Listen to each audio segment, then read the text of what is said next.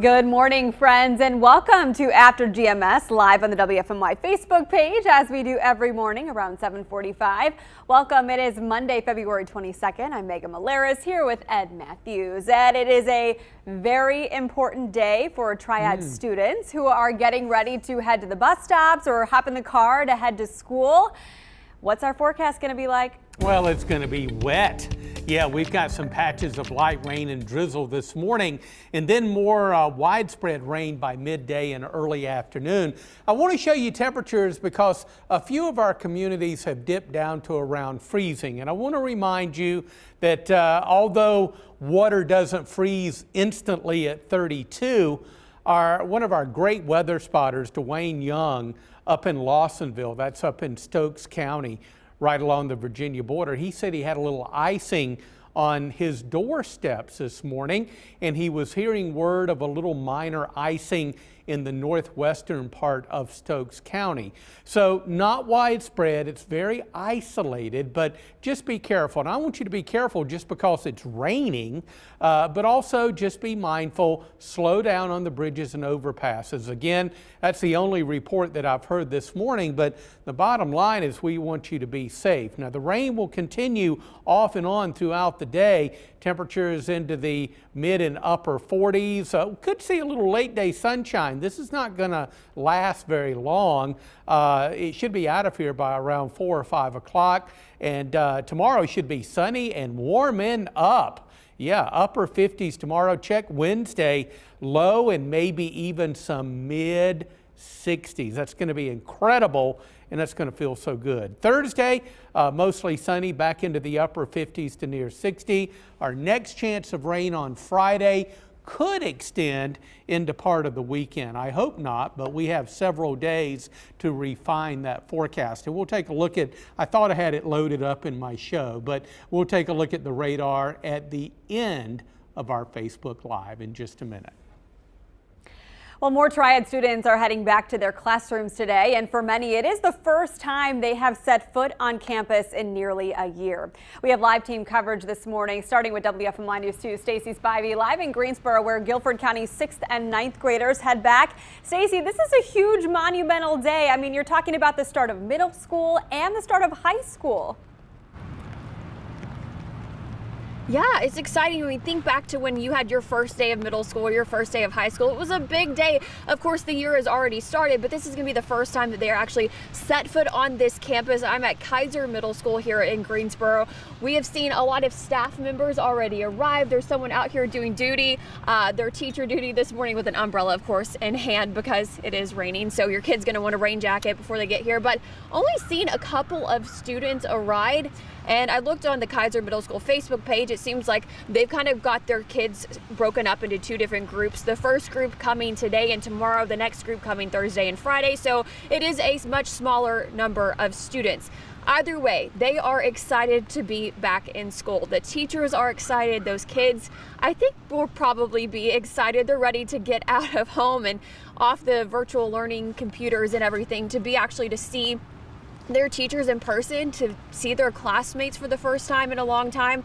So overall, a lot of excitement on this rainy day, and ninth graders also going back as well today. I spoke with the principal at Page High School last week about it, and he just said, you know, it's been a really tough year, but it's going to be worth it having all the kids come back in the classroom. And for those ninth graders becoming freshmen, having their first day of high school, and he said they're doing everything they can, as well as other schools, to make this experience of getting back to school like no other, and make sure that they keep all of those traditions alive. So yeah, definitely an exciting day out here, and we'll be looking forward to seeing more students arrive hopefully soon, but I'll go ahead and send it back to you. It's a big day for students, rain or shine. You can feel that excitement. Well, today also marks the first day back to classrooms for 10th through 12th graders at Winston-Salem Forsyth County Schools. That's where WFMY News' Candace Redd is live at Carver High School in Winston-Salem with a closer look at the school district's reentry plan, and Candace, the preparations that went on to make this happen. Good morning. Megan, good morning to you. As you mentioned, we're coming to you live right outside of Carver High School in Winston-Salem. That's because the Winston-Salem Forsyth County School District is preparing to welcome all high schoolers to classrooms for in-person learning today in cohorts. We know that this actually marks the final plan as it relates to the re-entry phased plan for the school district. And we also know that all other grade levels return to in-person learning earlier in the school year. Now, the school district serves about 55,000 students. That includes 42 elementary schools, 14 middle schools, 15 high schools, and 9 special schools. Now, due to the ongoing COVID-19 pandemic, the school district is also offering those new virtual academy for students who wish to learn remotely full time. But according to a district survey, I want to share this information with you, it's about 60% of 10th through 12th graders who actually plan to return to buildings. So that's good news for those who were looking to get back into the classrooms for that face-to-face interaction with teachers. Now, this morning, despite the rain, we still have been seeing staff members as well as educators arrive here at Carver High School. Still no sight just yet of any students, but of course we will be sure to bring you more information as soon as we get in and as soon as we see more students arrive here on campus. It is a big day, and that brings us to our first big conversation. It's not a first day of school necessarily, but the first day back in the school buildings for many of these students. So we wanted to ask you, do you have a memorable first day either in your life or in your child's life? Let us know in the comments below. Maggie texted in this morning and said, the evening before my daughter was to start kindergarten, we discovered she had literally shorn her long hair with her new school safety scissors. She lived with a pixie cut for 2 years. Oh, that certainly is a memorable first day experience, Maggie. Let's see what some of you are saying. I saw a couple comments on here from a viewer. Nicole said, there's no probably excited. They are excited. And then I heard from another viewer on my page earlier this morning. She said she was an educator and had a daughter getting back to school and said everyone was just thrilled to have this face-to-face in-person instruction, to have the students be around their social groups again in a safe manner, of course, because we know these school districts have been working so hard to make sure that those COVID preparations are in place to keep students and the staff safe. We're asking you again on our Facebook feeds if you have a memorable first day experience, good or bad. While we give you some chances to weigh in here, Ed and I will chat about this. I don't have a particular defining moment, Ed, that I remember, but I remember the way the school buildings smelled after a year. I mean, the smell of Lysol that had cleaned the desk, the smell of fresh supplies, fresh dry erase markers. I had all my new supplies, although it's just amazing how fast those new pencils start to wear down. You know, and you got to use the communal pencil sharpener. What about you? What are some of your memories? I just want to say I love your comment about the cleanliness, because you are one of the cleanest people that I have ever met. So I can certainly understand that you would be happy about that.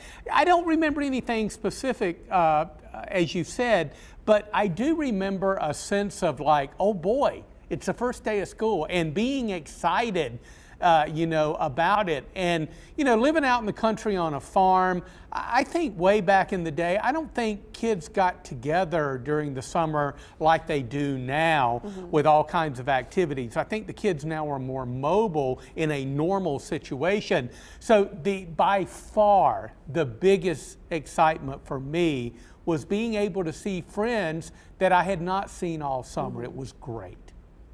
Yeah, Jarrell made a comment here saying he was so lost when he started high school, did not know anyone. It was a new place in 9th grade. And I think that really speaks to this experience that a lot of the high schoolers, the 9th graders especially in Guilford County, are feeling today. I mean, they're starting high school in person for the first time today. Zoom is not necessarily the same type of experience. So for many of them, they might be feeling those senses of anxiety, excitement, maybe a combination of both. But I really hope that everyone has a good first day experience and can meet some new friends and get this year's academics off to a continued good start. Bobby remembers being super nervous on his first day of high school as well. And yeah, so Joe said the first day of freshman year, they mispronounced her last name. That was bad. Thanks so much for sharing your responses here. We'll continue to talk about this, of course, this week as these students continue reintegrating into the reentry process for these major triad school districts. But right now, we want to get to your headlines this morning. We'll start with this. Nearly a week after she disappeared, a missing Davidson County teenager is safe. Investigators say 14-year-old Savannah Childress was found in Arkansas Saturday night with a man deputies believe kidnapped her from North Carolina. As Arkansas police officers approached the two at a McDonald's, the suspect, William Ice, started shooting and injured an officer. He took off and later crashed his car. Police were able to get Childress to safety, and investigators say Ice died of a self-inflicted gunshot wound. Kernersville police say an officer is still in critical condition after being shot in the line of duty Sunday morning. Police arrested 37-year-old Quentin Blocker early Sunday. Investigators have not released many details about what led to the shooting, but say it happened around 3:30 a.m. just off South Main Street. Blocker is now facing numerous charges, including attempted murder. In your national headlines, did you see this video? Can you imagine looking out of your airplane window and seeing this? United Airlines grounded some of its Boeing 777 planes after an engine failure forced an emergency landing Saturday.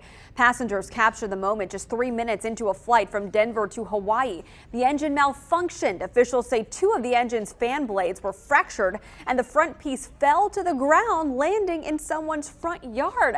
Miraculously, no one on the ground or in the air was injured, and the crew was able to safely land the plane. Wow. Well, House lawmakers could vote this week on the next COVID-19 relief bill. President Joe Biden is backing the $1.9 trillion plan that would include another round of $1,400 stimulus checks. In this bill, the full amount of money would go to those making less than $75,000 on their own, or $150,000 as a couple. The House could vote on the bill by the end of the week and then send it to the U.S. Senate.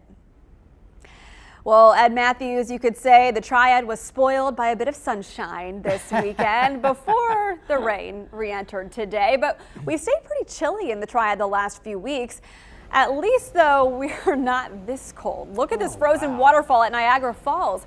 Weeks of frigid temperatures have left it encrusted in ice. Despite the cold, people still came out to take selfies at this site. Does this make you embrace the beauty of winter or just want to warm up?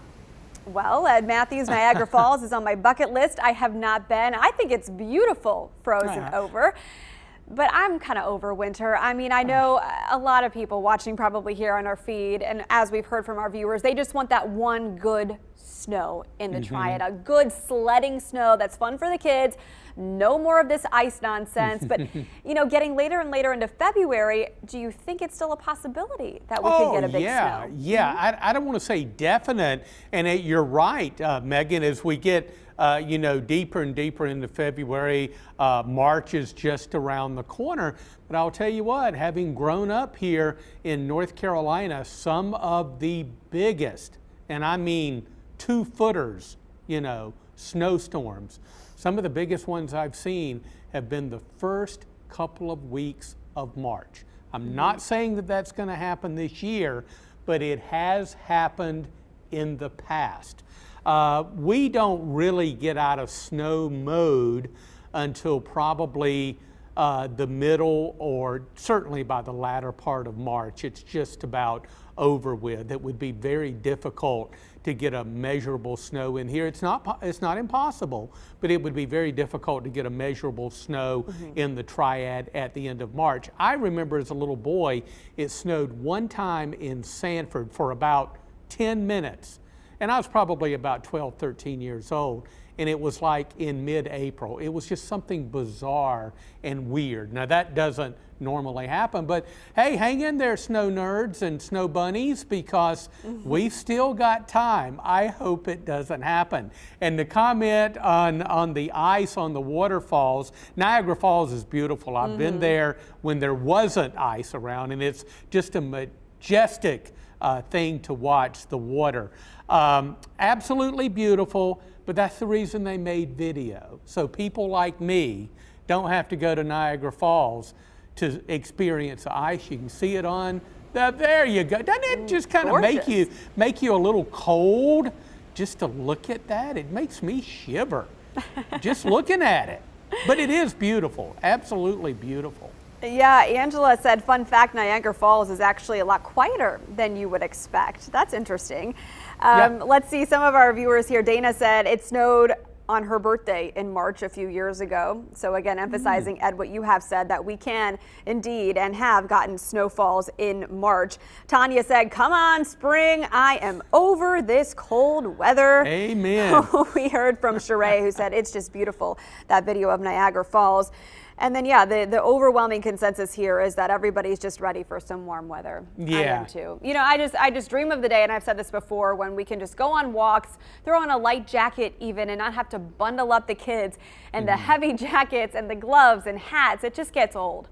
Yeah, it does get old. You know, it was amazing that we had the sunny days over the weekend. I mean, we predicted it. We knew it was going to happen. But just the fact that we had 2 days in a row of dry weather, I just wish it would have been a little bit warmer. We had mid-40s for highs both Saturday and Sunday, and Saturday was a real windy day, so it was really, really chilly on Saturday. Now, after we get through with this rain today, I think you're going to be really, really excited what's going to be coming up over the next few days. A really, really nice warm-up. Not going to last but 3 days, but we'll take it.